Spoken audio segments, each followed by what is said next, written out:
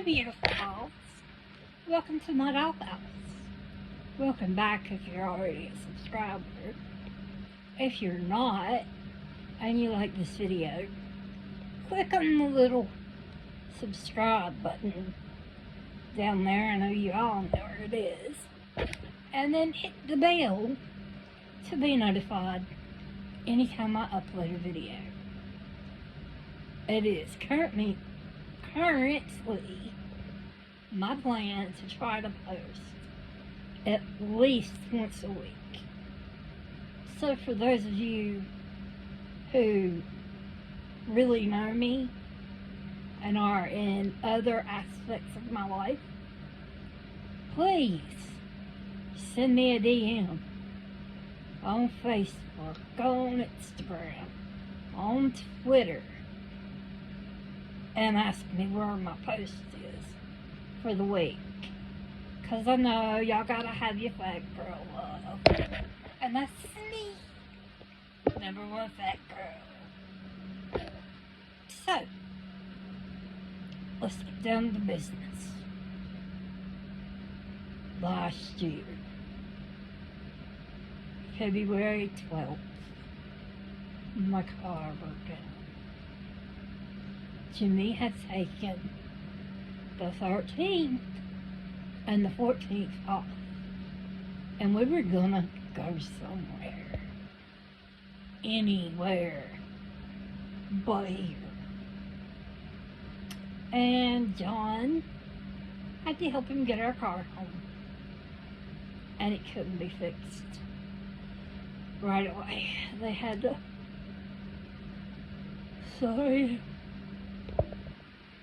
they had to order a part. So he loaned us his blazer. Now at first, I'm thinking that's just excellent. Because, you know, Jimmy's gotta raise me up into it. And I'll have my booty on the seat. And be able to scoot across and put my legs in. Even though they won't bend. Well, I was wrong. I couldn't do it. I mean, he got me in with a big flight. I mean, it was really hard to get me in. And we went to Walmart because I had a doctor's appointment. See, I can see you now. And then Jimmy said, let's look at wedding bands while we're here. I said, okay. He said, and remember, we're just looking, and we're just looking at bands. So I told the lady working on the counter that I wanted either a white gold or a rose gold band, because my engagement ring is yellow gold with white gold accents and rose gold roses from Beauty and the Beast. So I'm looking at them and I'm getting really discouraged because I don't really like any of them.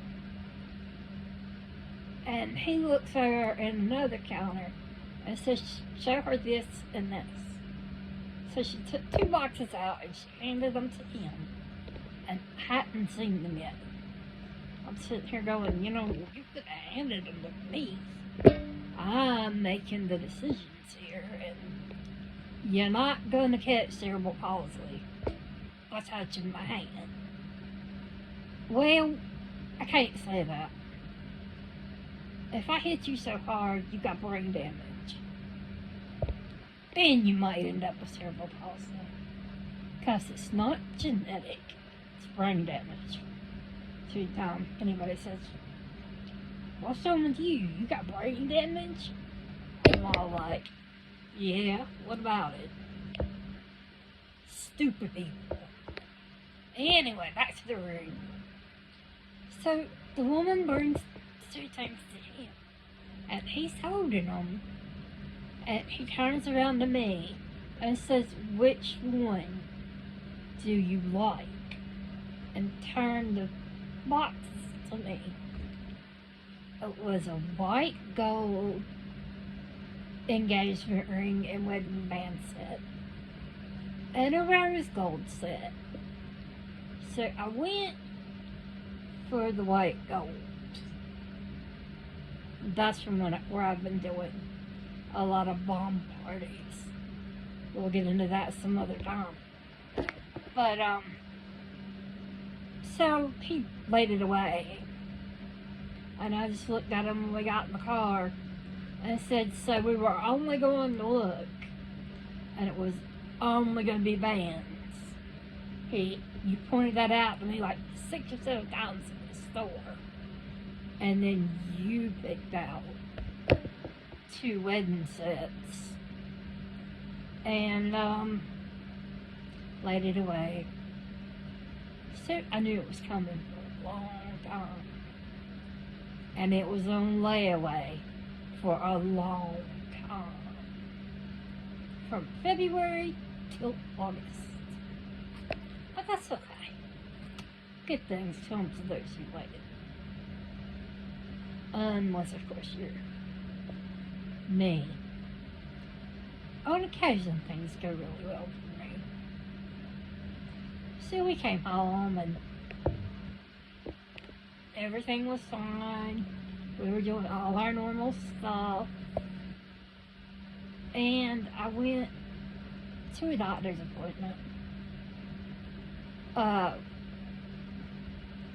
Female doctor's appointment. And you know you're never gonna get married after one of those. There are just some things that should not have metal anywhere near them, and that's one. So I was in a pretty bad mood, and it comes on the news, broke into a song that North Carolina had just announced that starting on Tuesday, which was the day after this, they're closing schools. 2 weeks to let the coronavirus die down. We need those 2 weeks without school. So I said, Jimmy, with them saying that about the kids in 2 weeks, I don't think I should be going out. Oh, my nose is... Sorry. I don't think I should be going out. He looks at me and says, "Is that because you're the size of a school-age child?" I said, "What school-age child you been talking to? My big fat booty?" He said, no, not big fat booty. You're the size of an 8-year-old or a Jawa. I was just like, I'm not a Jawa. Clickety! I did not do that. This video is not proof. It's confidential. Anyway, I'm obviously in quite a mood today. So for 10 weeks, I didn't go anywhere. And then my stepmother gave me a freezer. So I picked it up from my stepsister's house. But I never got out of my car. I kept my distance from everybody. And we came home.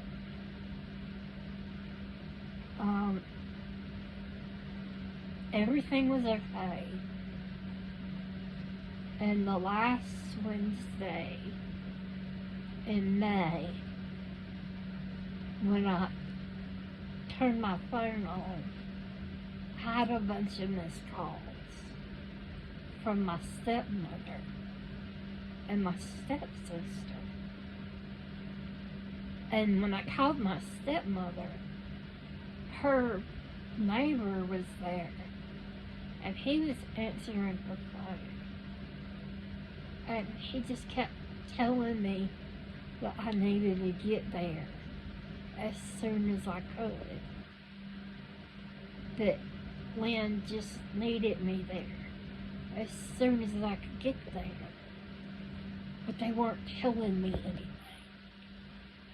He wasn't telling me anything at all that had gone on. So I called my stepsister back. And when she answered the phone, before I could stop myself, I said, "Is my daddy dead?" She said, "No, but he's had a massive stroke. And they want the family to get together and talk it out. And we need to make a call on a DNR." My daddy had just told me at Christmas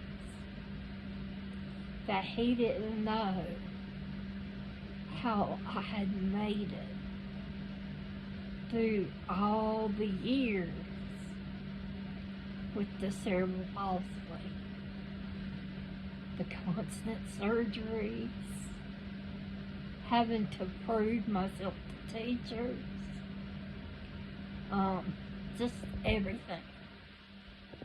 And he told me that I was the bravest person and the strongest person that he knows. And I said, "No, Daddy, you're just as strong as I am." He said, "No, I just haven't been through the test like you have." And we all talked it out, and I gave my opinion of what I would want if it was me, and I have a DNR, because I'm not putting my family through one of those decisions. I want it already made, and it is, and it's already been filed, and it has been legally filed in Burlington and in Durham. If I die in Chapel Hill or start to die in Chapel Hill, you might as well just set me on Franklin Street and set me on fire. I'm a Duke fan. Well, the doctor kept calling back and forth and making it sound like Daddy was gonna die. And we came to the conclusion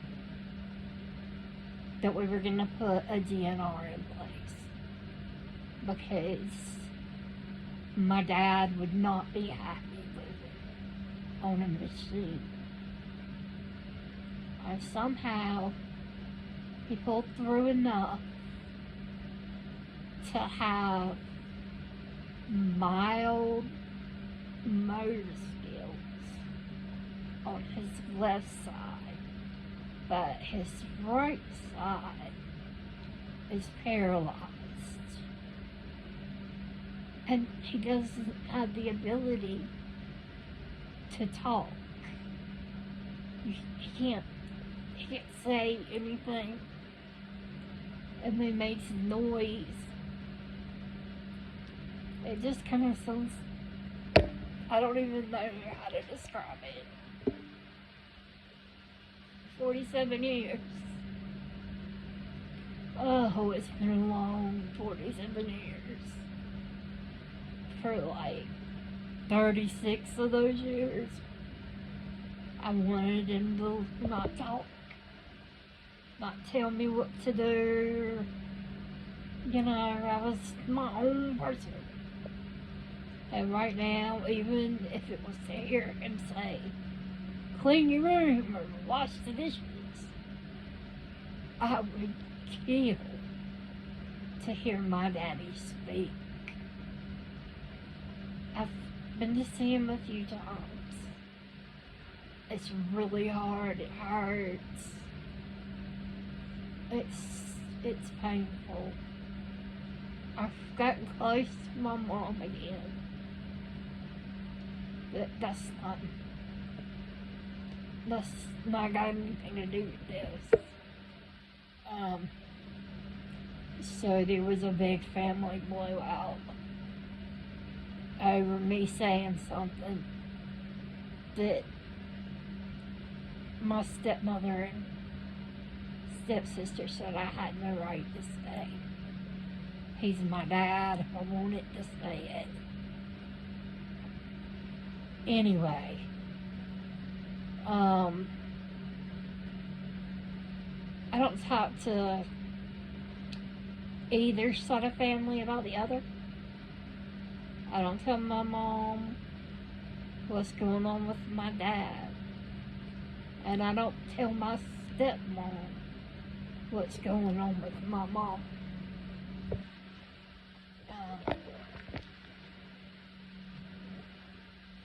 But by Sunday, that Sunday is when there was like a big family argument, as it were. And I came home, and I didn't see them again for a long time. But on Friday, Jimmy came home. No, it was on Thursday. So Daddy had his stroke on Wednesday. Jimmy went to school, to work the whole next week. And on Thursday, he came home with a temperature of 102. Jimmy had COVID. Now, what this equaled for him was he slept Thursday through Sunday. Got up on Monday, was fine. We went with John to Virginia. And, so everything was fun that week. Friday morning I started coughing. And I wasn't feeling well. So I figured, not a problem, I'll sleep for a few days and it'll all be over. Jimmy had a party he was playing at on Saturday night. And I couldn't stay awake. I remember I was so tired. And no matter how much I slept, I couldn't stay awake. And I was kind of goofy and out of it. I know I'm goofy all the time. Thanks for the smart thoughts. But, so I called EMS. And when they got here, I told them I had a UTI. Because I was having a lot of abdominal pain. And a lot of back pain. And the EMS lady just kept telling me, you've got COVID. I said, I don't have COVID. I have a urinary tract infection. She said, you've got COVID. The last 6 people we picked up have all had COVID. I said, then I don't want to get in that ambulance. It's got COVID. And then she told me that when they get to the hospital, they would move from the ambulance they were in to one that had been sanitized and go get the next patient.